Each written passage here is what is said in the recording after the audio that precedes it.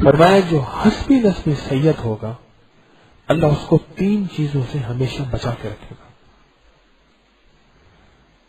یہ ایک اللہ والے سے بات مجھے ملی ہے، اللہ والے سے بات ملی،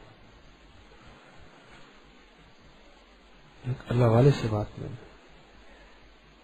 مولانا غلام رسول پونٹوی تھے، بہت بڑے محدث تھے، جامعہ عباسیہ اور بڑے بڑوں کے استاد تھے. پونٹا ایک جگہ تھی وہاں کے. فرمایا جو حسبی نسبی سید ہوگا اللہ 3 چیزوں سے اس کو بچا کے رکھے گا. ایک زیادہ دولت سے بچا کے رکھے گا کہ اللہ کے حبیب نے صلی اللہ تعالی علیہ وسلم نے اپنی آل کے لیے رزق تھوڑا مانگا ہے، اپنی آل کے لیے رزق خود تھوڑا مانگا ہے، اور میں اللہ اس کو دولت مال و دولت سے بچا کے رکھے گا. ایک اس سے پہلے کیا بات کر رہا تھا، کہاں بات چھوڑی تھی میں نے؟ ہاں یاد رکھیے گا قصہ. ایک تو اللہ پاک اس کو زیادہ دولت سے بچا کے رکھے گا. دوسرا اللہ پاک جل شان ہو اس کو اللہ پاک جل شان ہو کبائر سے بچا کے رکھے گا، کبیرہ گناہوں سے. اور اگر ہو بھی گیا تو جلد اس کو اللہ توبہ کی توفیق دے دے. اور وہ حسبی نسبی سید جو ہوگا واقعی 4 نسل 5 نسل پہلے سید بن گئے، ساتھی سید بن گئے.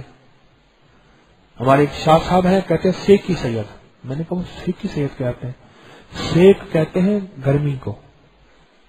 کہنے لگا میرے گھر کے ساتھ وہ سید ہیں، میرے گھر کے ساتھ وہ فلاں بندہ تھا، وہ میرے سیک کی وجہ سے میرے سیکی سید بن گیا. ایک دم بندے نے میرا دروازہ کھٹکھٹایا اور میں نے کہا فلاں شاہ صاحب کا گھر یہی ہے؟ میں نے کہا نہیں بھی 7 والا ہے.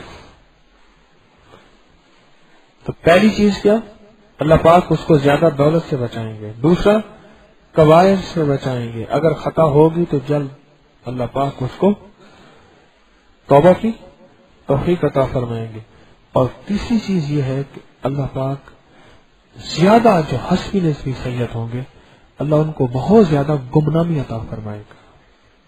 بہت کم ہوں گے جو نامور ہوں گے، بہت کم ہوں گے. اور ایک بات اور بھی بتا دوں، ایک بزرگ سے سوئے ہوئے تھے، غور سے سنیے گا.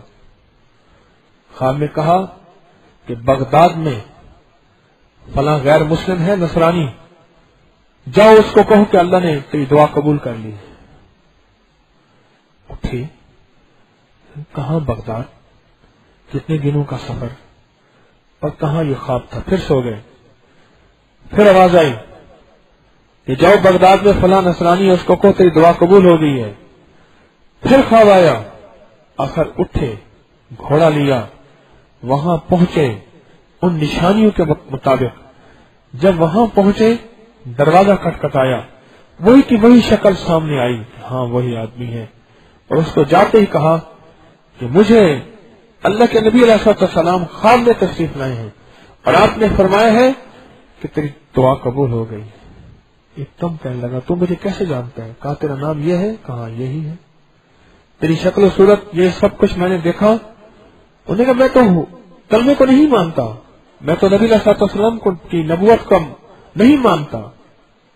اس نے کہا کچھ ہے، مجھے تو یہ پیغام تھا میں تیرے پاس پہنچانے آیا ہوں. کہتا ہے تو بھی سچا، تیرا نبی بھی سچا، لے میں تیرے سامنے کلمہ پڑھتا ہوں. اس نے کہا ماجرا کیا ہے؟ کہا کہ میں نے ابھی اپنی بیٹے کی بیٹی کے ساتھ شادی کی، دنیا جہان کو دھوم دھام سے بلایا، بہت مال و دولت خرچ کیا، بہت مال و دولت خرچ کیا، بڑے مہمان آئے، بہت دنیا آئی، سب کچھ ملا. آخر مہمان چلے گئے تو میں تھک گیا مہمانوں کی خدمت سے. اپنے بالا خانے پہ دوسری منزل پہ میں نے کہا میرا بستر لگاؤ. میں وہاں جا کے سو گیا. مجھے نیند نہیں آ رہی تھی.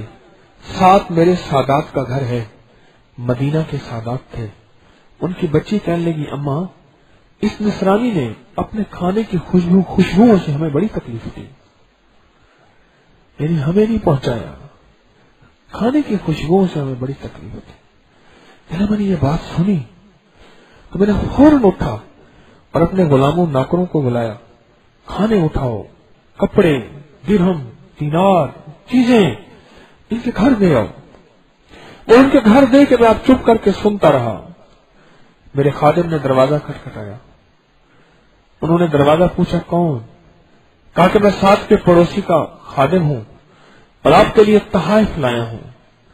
انہوں نے تحفے لیے اور تحفے لے کے وہ بچی جس نے یہ کہی بات کہ اس کے کھانے کی خوشبو نے ہمیں بڑی تکلیف دی، وہ بچی کہنے لگی امی اس کے لیے دعا نہ کریں، اس نے ہمارے ساتھ کتنی محبت کی۔ تو کہنے لگی امی میں دعا کرتی ہوں، اب آمین کہیں سارے۔ اس نے تو دعا کیا کی؟ اس نے دعا یہ کی یا اللہ قیامت کے دن اس کا حشر ہمارے ساتھ کر دے، ہمیں ہمارے ساتھ اس کو جنتیں بھیج دے۔ گھر والوں نے بھی آمین کی، اوپر بالا خانے میں سوئے، کہنے لگا میرے منہ سے ہی بے ساختہ آمین نکل گئی۔ ادھر آمین نکلی، ادھر خان میں اس کو اندر کو اطلاع ملی، جا تیری دعا قبول ہو گئی ہے، تو نے ہمارے سادات کی نسبتوں کا خیال کیا، جو حسبی نسبی سید تھے ان کا احترام کیا، ان کے ساتھ پیار اور محبت کی۔ اور میں کہ بس جب یہ پہنچا قاصد اور اس نے کہا کہ تیری دعا قبول ہو گئی، اللہ کے نبی علیہ السلام مجھے خواب میں فرمایا بار بار، تو میں سمجھ گیا کہ وہی دعا تھی جس دعا پہ اس بچے کے گھر والوں نے بھی آمین کہا اور میں نے بھی آمین کہا تھا۔